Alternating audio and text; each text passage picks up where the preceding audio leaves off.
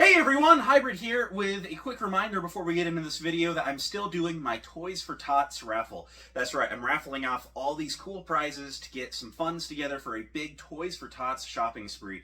We're going to pick up a whole bunch of toys, get them put in the donation bin, try and make a bunch of kids' Christmas extra special this year. So check the video linked in the description down below to redirect you to my main video about this. I'll get you more information on how to purchase in. Without further ado, let's get into the video. This is where the fun begins. Hello there. How's it going? Hey everyone, Hybrid here, and today we're taking a look at... Well, it's not an action figure package. Well, let's get into it. It's okay, I know what it is. So this is the VeilsToys 501st ARF Trooper with the ATRT like face flaps. This is one of their newer releases, and it actually only took 9 days to get to me here in the US, which is really good by VeilsToys standards. So, round of applause to VeilsToys there. So, I don't usually talk about the packing on these because, like, what's there to talk about? They usually come in a bubble mailer, but I figured it might be worth talking about. So I blacked out my info here so no one can dox me. But this is a little different than they usually do in a very good way. They have improved, and that's the one thing I really love with VeilsToys is they do improve when there's things to improve on. So they used to just stick their figures in a bubble mailer and let her rip, and almost every VeilsToys clone I've ever gotten has rifles that are ready to shoot around the corner because they are warped. So what they did this time is they took their typical plastic bag and they actually put a box inside of it. And when you remove the box, see, the box takes all the hits, all the crushes from being in a shipping container, and then you open it, and your figure is actually in bubble wrap in a bag. I mean, that's insane. Like, the box is a drastic improvement. I'm super thrilled.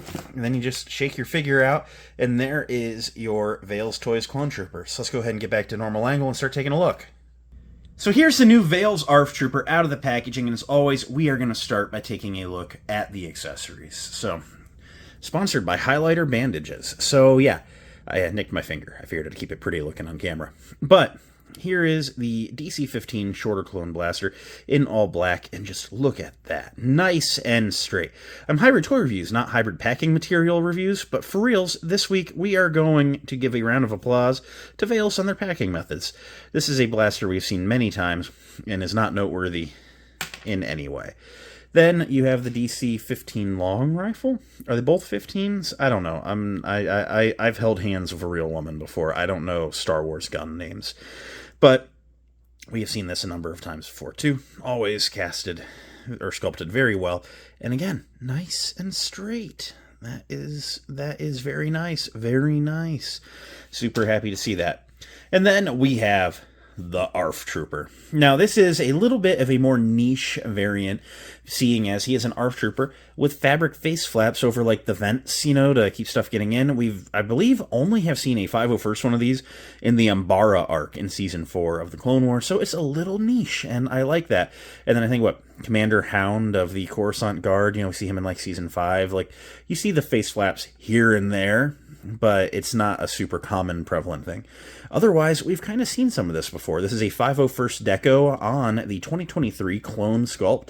So it's actually our first ARF Trooper on the sculpt. No, that's a lie. They did do the Wolfpack one, like the gray one, like when they first debuted the Knockoff Phase 2 body, but I don't buy the ones that Hasbro has also made. I only buy the unique decos. So, just to bring in real quick, you'll know that all the other 501st ARF Troopers they've done, this is the version with the hip holster, not the one with the rocket launcher, which just also doesn't have the hip holster. Those are all on the 2020 body, so you will have some differences between the two, not in a bad way. However, this guy also has some cool weathering, whereas this guy's a little bit more clean. Also not a bad thing. He's a shiny. It is what it is. But, taking a look at him, the one unique thing they have done here is the helmet sculpt. Now, the helmet is removable, so I'm going to remove it just to bring it in for a close look. The head underneath is a snug fit, but it is the Veils standard clone head that is unpainted, and that's okay, because honestly, I never pose any of my clones with their helmets off anyway, not even the commanders. So the helmet is the really true new thing here. It is very similar to the ARF Trooper helmet that we already have in the line. It has the visor is a separate piece that's glued on. However, this has been modified to feature an antenna, and then the fabric face flaps look very nice, if a little plain. They're painted in just a cream color, and of course they're not true fabric, they are sculpted plastic, and so I don't know. A little part of me kind of wants to maybe give this a little bit of a wash, just to give it some texture. But spinning it around, it is a very faithful model to what we see in the Clone Wars. It's not anything that's trying to be a super realistic adaptation. It looks animated, but not like, it's not super animated. It's just like, it looks like what was in the animated series in action figure form. I am very, very satisfied with how this turned out, and I do like the look. Now, it fits on the head very well. As you saw, I had a little bit of a struggle taking it off. Same with putting it back on. And sometimes you'll get a little bit of the chin poking out from underneath.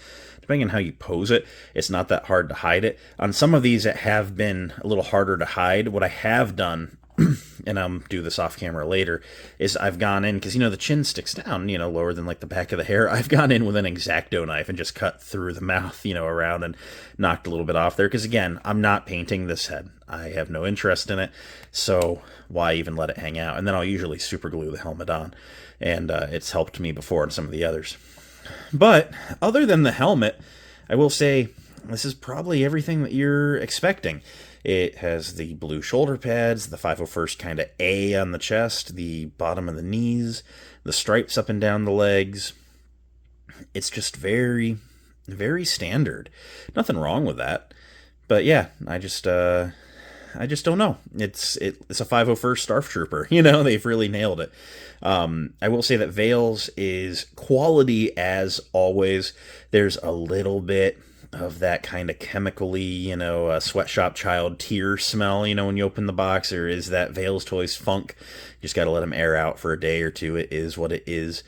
But the material seems very, very solid. It is very similar to Hasbro, where the plastic is not super, super hard. There's a touch of softness to it, but it's not rubbery. It's not flimsy. It doesn't fall apart. Veils does make a very quality knockoff. Honestly, if Hasbro bought a bunch of these and stuck them in Black Series boxes and shipped them out, we wouldn't know. We just wouldn't. It's just the truth. They put a lot of work into these, honestly. So yeah, just ultimately, I do really like what we're getting here. It's the 2023 clone body, so you know what to expect with the shoulder pads being on the ring, and the knee pads are free floating. It's just super good looking. So I guess we'll run through articulation, just to show you how it compares to a Hasbro figure. But the double ball neck allows him to look that far up, which is really, really good. That far down, which is nice, side to side, and all the pivot you could ever ask for. His arms come up to a T-pose where there is a working butterfly joint, 360-degree shoulders, and actually the shoulder pads on the D-rings actually travel with the arms better on the bootlegs than the official ones sometimes. It's not getting hung up. Sometimes the shoulder pad tries to stay while the pin goes. It's not doing that here. There's an upper bicep swivel, which is nice, with single-jointed elbows going basically to 90, and then you can swivel at the elbow as well as the bicep. 360-degree wrists with the left hinging in and out, right hinging up and down. They are using the mold that features dual trigger fingers, which is nice. Mid-torso ball joint hidden underneath of the floating chest armor allows him to crunch that far forward, that far back, which is basically straight up. Get some side to side and pivot in there. His legs can kick that far apart, which is nice. That far forward if you use the upper thigh swivel, which I'll talk to you about. That far back, upper thigh swivel. Single jointed knees can go a little past 90 and swivel at the knee, and then the feet can point literally straight down, really far forward, and there's a forward-facing pin for rocker, allowing you to get him into some decently wide stances with both feet flat on the ground. To get him standing up here, I do want to do just a couple of comparisons. So I want to bring in one of the other 501st ARFs like we talked about, and then I thought it would be really cool to show him next to Captain Rex. Also looking cool. This is the official Captain Rex, although I ordered this guy and then I thought about it. I did order the knockoff Phase 1 Rex, so keep an eye out for that review soon. And then here we have, oh man, that's not looking good for the knockoffs, not able to stand up. I just had him posed a little weird. And then here is the Phase 2 Clone Trooper. This is an official Hasbro one, I believe, from one of the 2-packs. And then also from VeilsToys, here is Commander Neo. So yeah, fakes from the middle to the left, legits on the 2 on the right. And they fit. It blends in. The shades of blue among the 3 501st ones are similar enough that you wouldn't really notice it on the shelf. And ultimately, I'm happy with it. It looks good.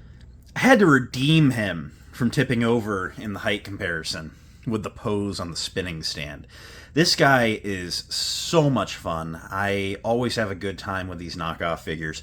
I know there are people out there that discredit them just by not being Hasbro or deviating from what they think an adaptation to live action would be on the ARF Troopers, or not liking the price. And let me tell you, there's a Topical Tuesday coming on the price. This guy clocked at about $28. Now, I totally get that that's Hasbro store exclusive price. Remember, a lot of Clone Trooper figures do end up being store exclusives or fan channels.